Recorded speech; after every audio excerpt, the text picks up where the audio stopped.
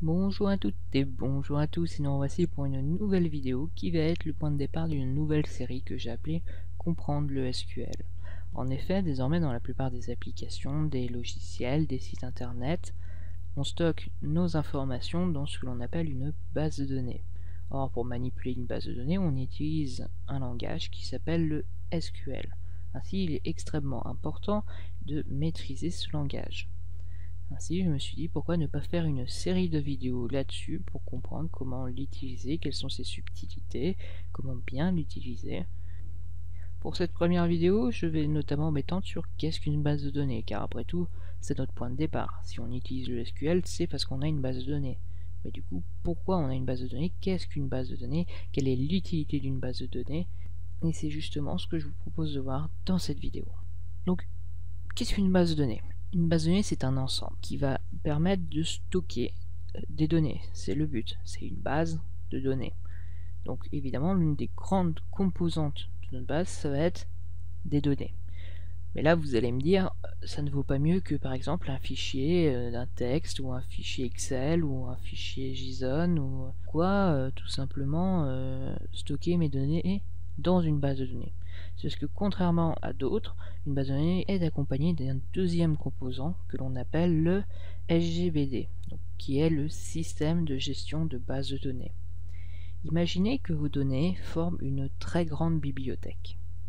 Lorsque vous êtes sur des fichiers, qu'est-ce que vous devez faire? C'est vous qui devez aller parcourir le fichier, aller chercher toutes les informations qui vous intéressent pour trouver votre résultat. Et bien, avec le SGBD en plus, vous allez avoir tout un système de requêtage qui vous permet en réalité d'avoir un bibliothécaire auquel vous dites je veux ces éléments-là, et lui, c'est lui qui va traiter votre demande et va vous retourner le résultat. C'est lui qui va vous faire votre recherche à votre place et il va vous retourner les résultats.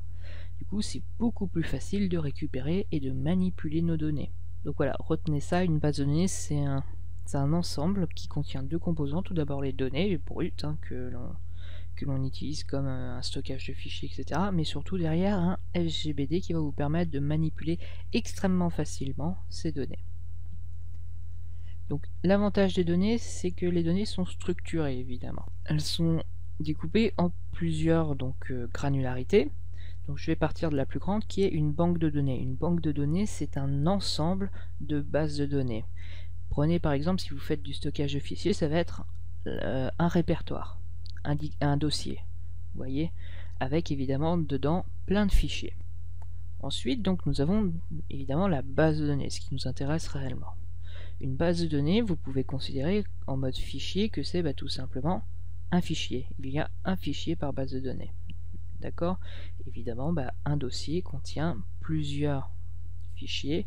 Du coup, par exemple, une banque de données va contenir plusieurs bases de données. Ensuite, nos bases de données vont pouvoir contenir des tables. Donc imaginons, il faut voir ça comme un tableau. Ce qu'on appelle une table, il faut voir ça comme un tableau. Pourquoi? Parce qu'une table va être composée de lignes et de colonnes. Donc par exemple, si je reste toujours dans les analogies avec des fichiers, on peut dire que là c'est l'intérieur d'un fichier Excel et que la table, ça va être la feuille. Vous savez, en bas vous avez plusieurs feuilles de calcul potentiellement, et chaque feuille de calcul a des lignes et des colonnes. Et donc, voilà, une table, ça serait une feuille sur un fichier Excel. Et donc, comme je l'ai dit, évidemment, nous avons des colonnes dans notre table et nous avons surtout des lignes d'enregistrement. C'est-à-dire, par exemple, je vais avoir, dans ma base de données, je vais avoir une table client. Et dans ma table client, je vais avoir des colonnes, par exemple le nom, une autre colonne le prénom, une autre colonne l'adresse email, l'adresse, une autre colonne le téléphone, etc. Et ensuite, pour chaque client que j'ai, je vais ajouter une ligne auquel je vais renseigner les différentes colonnes. Grâce à ça, en fait, j'obtiens donc une hiérarchie de mes données. D'abord, j'ai un ensemble de bases de données. Chacune de ces bases de données contiennent des tables, et ces tables contiennent des lignes. Donc tout ça, c'est mignon, je vous parle, mais c'est plutôt abstrait. La grande question qu'on pourrait se poser, mais c'est concrètement, ces données, elles sont où? Alors il n'y a pas de mystère, il n'y a qu'une seule façon pour stocker... non, il y a plusieurs façons de stocker, mais pour stocker en mémoire, cela doit se faire via des fichiers. Et évidemment, les bases de données derrière n'échappent pas à cette façon d'enregistrer. Je suis allé sur MySQL de mon WAMP, et ici on peut voir que j'ai un dossier par base de données. Quand on rentre dans cette base de données, en réalité là-dedans on va avoir des fichiers. En fait, vous allez voir que chaque table a 2 fichiers. Et quand on ouvre ces fichiers, on peut voir une sorte de contenu binaire qui n'est absolument pas lisible. Et là, c'est là-dedans que nos lignes d'enregistrement sont stockées. Donc ici, nous avons un dossier par base de données. Nos tables, elles ont 2 fichiers. Un fichier qui va contenir le schéma, c'est-à-dire une table qui va avoir telle colonne, telle colonne, telle colonne, qui a tant de lignes, etc. Et une autre fichier qui va contenir tout simplement l'ensemble des lignes d'enregistrement sous un format encodé, donc que l'on ne peut pas lire juste comme ça. Donc évidemment, comme nous on ne peut pas les lire comme ça, derrière ce qu'il nous faut c'est un système qui va manipuler ces fichiers pour nous, parce qu'au final, moi je ne sais pas quoi faire de cette suite de nombres hexadécimales. Et c'est justement le rôle du SGBD. Le rôle du SGBD, ça va être tout simplement de manipuler l'ensemble de ces fichiers et de faire en sorte qu'il vous offre la possibilité de faire des requêtes extrêmement simples qui va vous permettre de retrouver des informations qui se trouvent dans ces fichiers. Donc un SGBD, il peut être découpé, on va dire, en 4 grosses tâches, 4 gros éléments.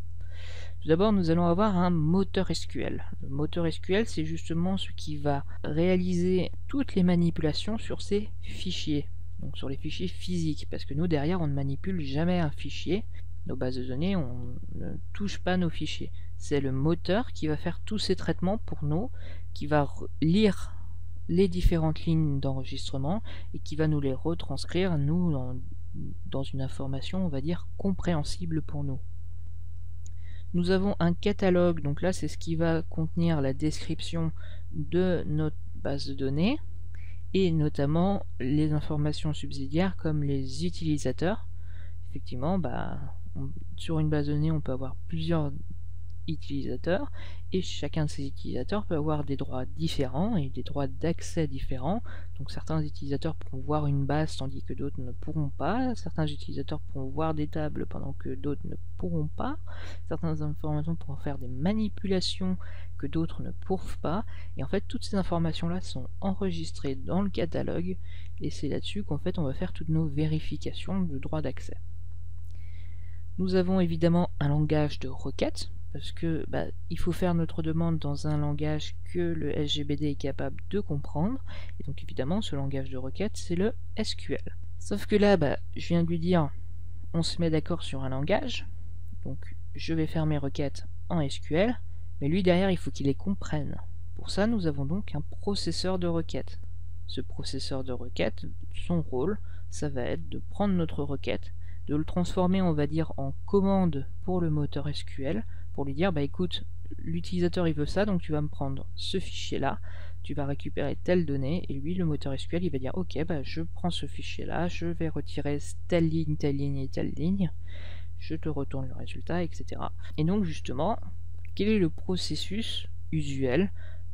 Comment on fait une requête SQL? C'est très simple. Mais avant, oui, j'ai oublié un petit point, il y a également un SGBD. Vous pouvez en avoir plein sur le système, Il va y avoir MySQL par exemple, il va y avoir Oracle, il va y avoir SQL Server, et chacun va également proposer des outils spécifiques, des trucs en plus, le but étant de se démarquer. Ça peut être des outils de monitoring, ça peut être des outils de statistiques, cela peut être plein d'outils annexes qui vont vous permettre de voir plus d'informations pour la gestion de votre base de données. Mais là-dessus, comme ça dépend forcément de votre SGBD, je ne vais pas m'amuser à lister toutes les fonctionnalités possibles et inimaginables. Sachez que tous les SGBD ont forcément ces 4 informations, donc le moteur SQL, les catalogues, les processeurs de requêtes et un langage de traitement de requêtes. Donc, revenons là où j'étais, je disais, qu'est-ce que l'on va faire? Quel est le processus normal lorsque l'on fait une requête SQL?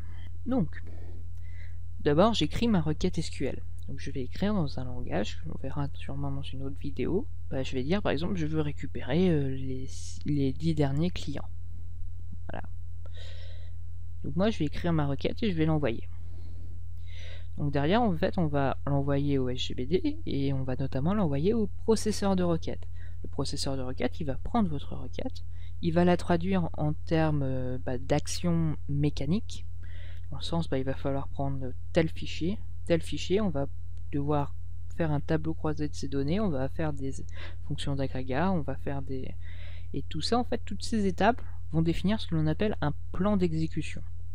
Ça veut dire, ça va être une liste de commandes, de processus à faire, de manipulation de données qui vont être faites et qui vont vous permettre d'avoir le résultat attendu. Évidemment, tout ça, ce n'est pas vous de vous en soucier, vous faites juste votre demande. C'est ensuite au processeur de requête de se dire comment je vais pouvoir satisfaire cette demande. Une fois qu'il a déterminé le plan d'exécution, il va envoyer ça au moteur SQL, mais avant il va falloir quand même qu'il vérifie les droits. Parce que évidemment, maintenant qu'on sait toutes les manipulations qui sont nécessaires, encore faut-il que vous ayez le droit de les faire. Donc évidemment, on va vérifier dans le catalogue que les utilisateurs ont le droit de faire toutes les opérations nécessaires au plan d'exécution. Si vous n'avez pas le droit, on vous envoie un message d'erreur en disant Access Deny.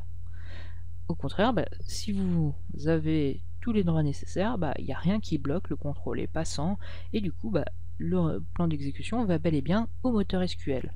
Le moteur SQL reçoit le plan d'exécution, et du coup, il va faire les manipulations que le processeur de requête a exigé pour obtenir le résultat escompté. Donc lui, il les fait réellement, et ainsi, il va vous retourner le résultat. Et c'est ainsi que marche un système de base de données. Réellement, en fait, l'avantage par rapport aux fichiers normaux, le fait de stocker un fichier servir par exemple d'un fichier Excel, etc., c'est vraiment que derrière, on a un outil qui va nous permettre de faire des manipulations sur nos données extrêmement rapidement. Moi, je n'ai qu'à écrire ma requête et derrière, il y a tous ces traitements-là que vous pouvez voir. Donc, établir un plan d'exécution, vérifier l'ensemble des droits et manipuler tous les fichiers, etc.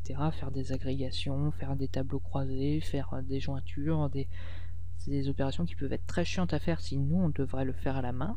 Et heureusement, on a ce système de gestion de base de données, donc SGBD, qui nous permet de faire tout ça à notre place et nous, on a juste à attendre notre résultat. Donc voilà pourquoi on utilise les bases de données. Évidemment, notre point de départ, vous avez vu, c'est on écrit notre requête SQL. Donc évidemment, il faut maîtriser ce langage-là, c'est impératif. Et surtout, il faut bien savoir qu'en fait, selon ce que l'on va demander, il peut y avoir plusieurs plans d'exécution pour un même résultat. Donc l'idée, c'est vraiment de déterminer quelle est la meilleure requête pour avoir le résultat que je veux, mais avec le meilleur plan d'exécution, c'est-à-dire celui qui va mettre le moins de temps pour me retourner mes résultats et qui va consommer moins de mémoire, etc. Après, là-dessus, il y a plein de métriques que vous pouvez optimiser. Et tout ça, justement, on le verra sûrement dans des prochaines vidéos sur cette nouvelle série de vidéos qui s'appelle comprendre comment marche le SQL. Donc, pour le moment, je vous dis merci d'avoir regardé cette vidéo. Si vous avez aimé, n'hésitez pas à la partager et à mettre un pouce bleu. Et donc, je vous dis merci et à une prochaine fois pour une prochaine vidéo.